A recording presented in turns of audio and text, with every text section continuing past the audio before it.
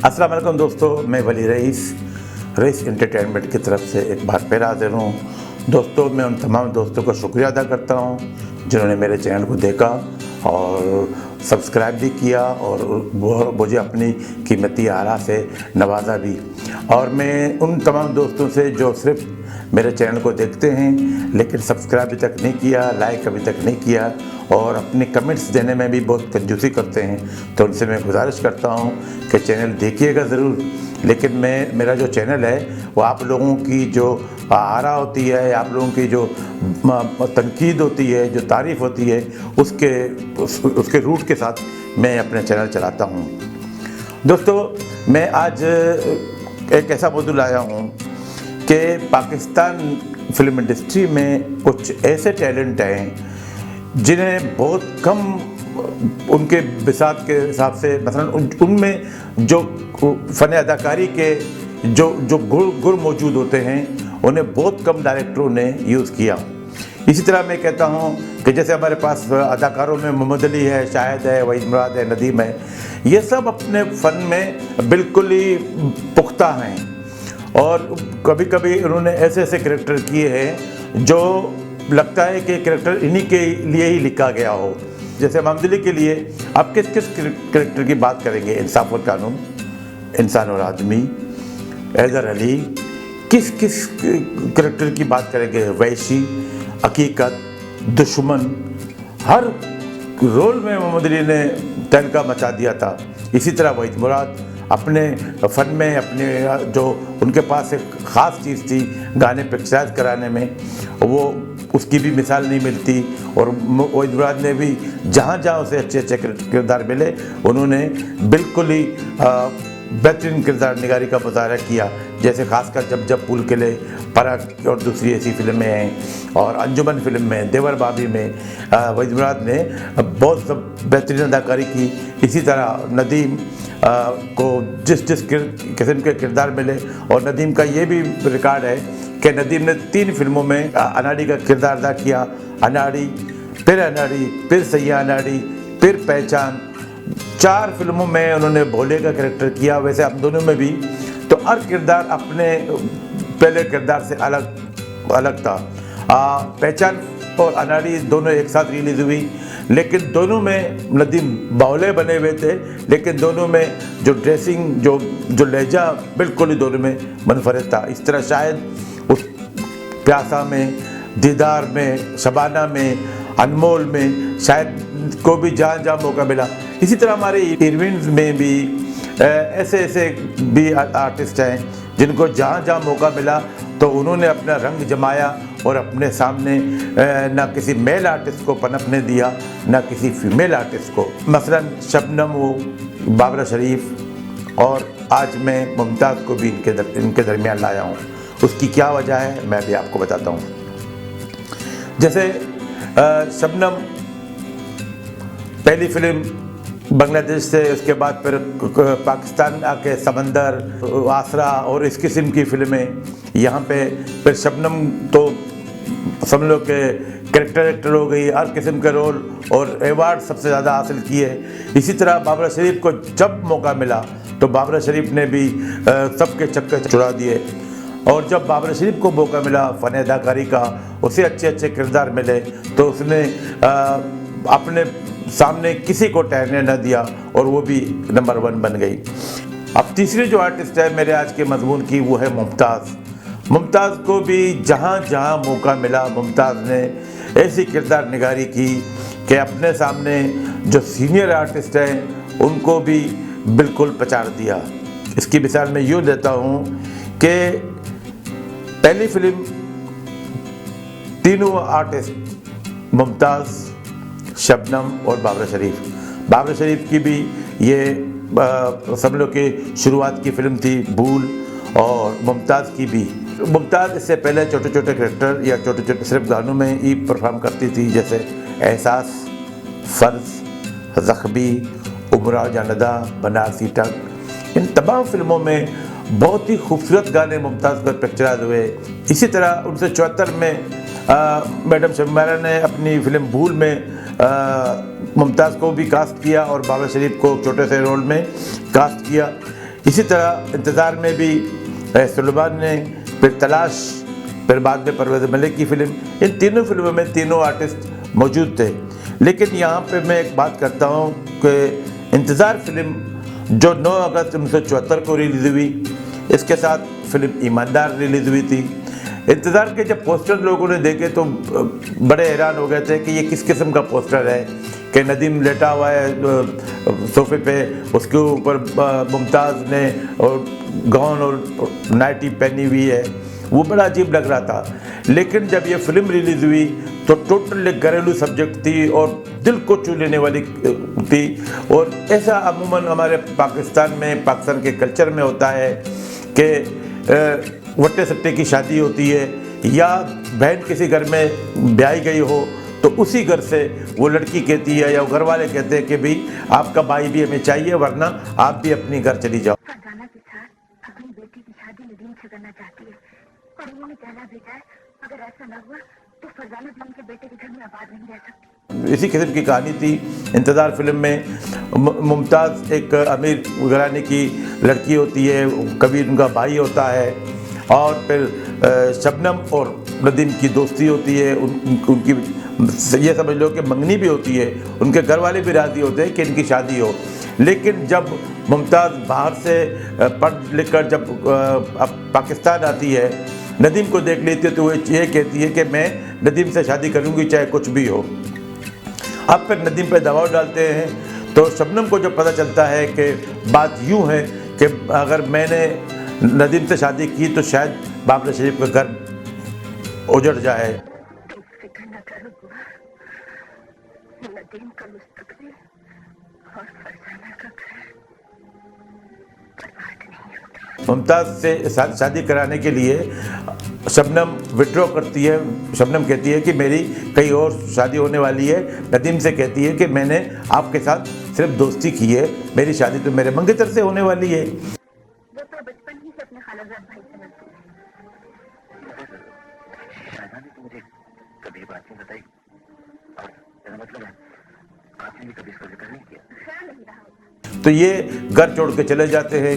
फिर नदीम की शादी मुमताज़ से होती है, जो मुमताज़ फिर जो बदले लेती है नदीम के साथ। और नदीम ने भी मजबूर शोहर का किरदार बहुत अच्छी तरीके से किया, लेकिन फिर मुमताज़ ने अपने सामने न शबनम को ठहरने दिया, बाबरा शरीफ का तो वैसे ही छोटा सा कैरेक्टर था, न नदीम को ठहरने दिया, न किसी आर्टिस्ट को।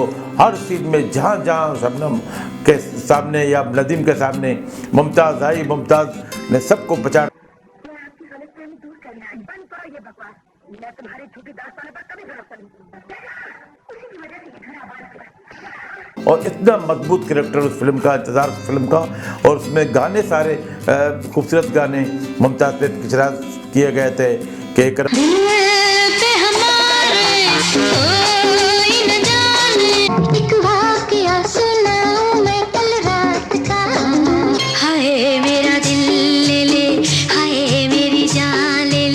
वाक़या सुनाऊं कल रात का, मैं मोम की गुड़िया हूँ, और इसी तरह के जिस रंग में चाहो डालो मैं मोम की गुड़िया हूँ। बहुत खूबसूरत गाने थे। ये फिल्म कामयाब गई। इस फिल्म के हीरो हीरोइन तो कहने को तो शबनम और नदीम थे, लेकिन इस फिल्म में मुमताज़ बहुत ही हावी रही, और इस फिल्म को मैं मुमताज़ की ही फिल्म कहता हूँ।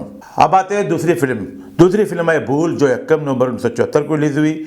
इसके साथ नज़रुल इस्लाम की हकीकत रिलीज़ हुई, जिसमें मोहम्मद अली, वहीद मुराद और बाबरा शरीफ भी थे, और बाबरा शरीफ की भूल भी एक ही दिन रिलीज़ हुई। इस फिल्म में भी बाबरा शरीफ ने नदीम की बहन का ही किरदार अदा किया। इस फिल्म में ऐसा होता है कि नदीम एक आवारा मिजाज लड़का होता है, इधर उधर घूमना फिरना, लेकिन दौलतमंद होता है।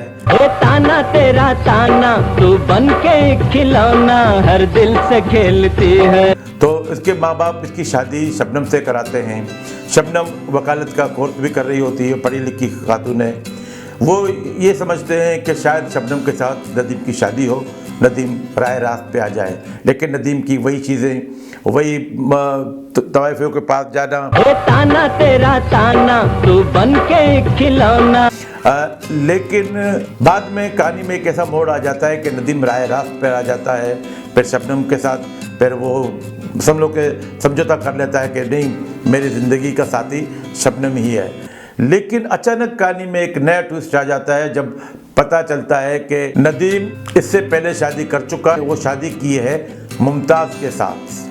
उसकी तस्वीरें आती है और मुमताज़ पर रोते हुए शबनम के पास जाती है और शबनम एक वकील होती है और शबनम के पास जाती है वकालत के लिए। मुमताज़ शबनम को वकील करती है कि आप मेरे शोहर मुझे दिलाएं। अब शबनम के लिए भी कड़ा इम्तिहान कि एक तरफ शोहर जिसके खिलाफ मुकदमा लड़ना है और दूसरी तरफ मुमताज़, क्योंकि वो उसका पहला केस होता है और हर सूरत में उसे केस लड़ना होता है। बहन, आपने कहती और यकीन मुझे हो गया कि आप मेरा हक मुझे ज़रूर दिलाएंगे। तो इस फिल्म में भी मुमताज़ का किरदार बहुत ही जानदार था, जिसमें शबनम ने भी और नदीम ने भी बहुत अच्छा काम किया। लेकिन देखा जाए तो मुमताज़ का किरदार, जो मुमताज़ ने जो ट्रेजिडी जो रोल किया, मुमताज़ कहीं कहीं शबनम पे भी हावी नजर आता। बाजी कहा है तो आपका सुहाग कैसे छीन लेती। अब आते हैं तीसरी फिल्म 23 जनवरी 1974 को रिलीज़ हुई, तलाश, जिसका नाम है, जिसका स्क्रीन प्ले और डायरेक्टर परवेज़ मलिक, मूसीकार निसार बज़मी। इस फिल्म के साथ एक पंजाबी फिल्म मनवर ज़रीफ़ की खौफनाक रिलीज़ हुई थी, ख़तरनाक वालों की। अब हम आते हैं तलाश की कहानी पे। तलाश की कहानी वही घिसी पिटी, वही जो बहन भाई फिल्म और इंडियन फिल्म वक्त में जिस तरह बहन भाई बिछड़ जाते हैं, फिर आपस में मिल जाते हैं। शुरू में माँ बाप एक गाना गाते हैं, फिर सेंटर में गाना बजता है, फिर उसके बाद फिल्म के वाइंड अप में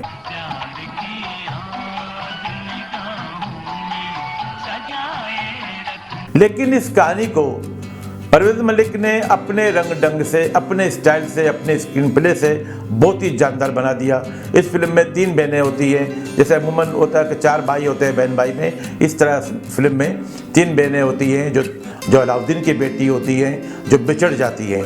एक बाबरा शरीफ, वो किसी कवाल के पास जाके वो कवालन बन जाती है। शबनम मोहल्ले में टॉम बॉय बन के मर्दाना कपड़े पहनकर वो गरीबों की हमदर्द, वही जो पंजाबी फिल्मों में सुलता रही है, या ये समझ लो कि मोहल्ले की सकी लुटेरी बन जाती है, जो जालिमों को मार के उनके पैसे उनके छीन के गरीबों की हमदर्द बन जाती है।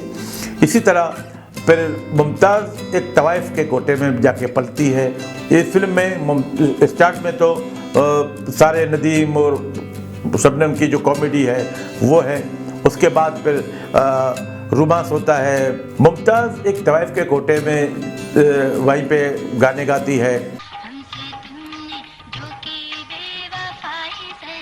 इसी तरह एक जो अलाउद्दीन, जो इनका बाप होता है, वो फिर तांगा चलाते अपने बच्चों को भी ढूंढता है। अचानक उस बाज़ार में आता है जहाँ मुमताज़ गाना गा रही होती है, प्यार की याद निगाहों में सजाए रखना।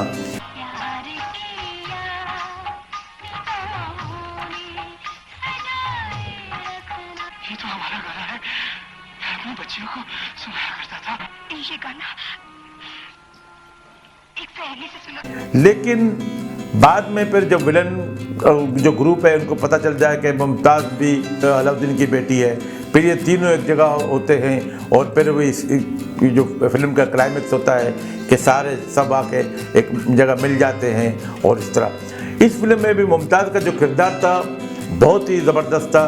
हालांकि अब तो इसे इतना बड़ा किरदार नहीं समझ रहे थे, लेकिन फिल्म के पोस्टर में भी ने मुमताज़ की तस्वीर को नुमाया और बड़ा बता दिया बनिस्बत बाबरा शरीफ के। तो ये 3 ऐसी फिल्में हैं। मेरे कहने का मतलब ये है कि यहाँ पे तीनों का मुकाबला नहीं करना, और अदाकारा अपनी जगह पर आप है। जैसे सलाखे वाला किरदार जो बाबरा शरीफ ने किया, बाज़ी आला मुस्तकबिल का जो किरदार बाबरा शरीफ ने किया, जो आंगन वाला किरदार, जो ज़िंदगी वाला किरदार, जो मिस हांगकॉन्ग का वाला किरदार, मिस कोलंबो वाला किरदार, जो टीना वाला किरदार, जो तेरे बिना क्या जीना वाला किरदार, जो बदलते रिश्ते वाला किरदार, वो बाबरा शरीफ के ही हिस्से में आती हैं। और बाबरा शरीफ ना मुमताज़ से कम है ना शबनम से कम है। इसी तरह अब शबनम को हम लेते हैं तो शबनम ने हर फिल्म में, मैं सारी फिल्मों को एक साइड पे रख के, फिल्म जीनत में जो शबनम ने जो बच्चे को जो दफनाने का जो किरदार है और बगैर गेटअप के जो शबनम ने किया, आईना फिल्म में जो किरदार शबनम ने किया, और बहुत सी ऐसी फिल्में हैं शबनम की, तो शबनम भी किसी से कम नहीं। तो यहाँ मेरे इस मजमून का या मेरे इस प्रोग्राम का मकसद किसी को नीचा दिखाना नहीं है। मेरे कहने का ये मतलब है कि आर्टिस्ट सब अपनी अपनी जगह पर आए, लेकिन उनके अंदर जो सलाहियतें हैं उनको स्क्रीन पे लाना एक अलग बात है।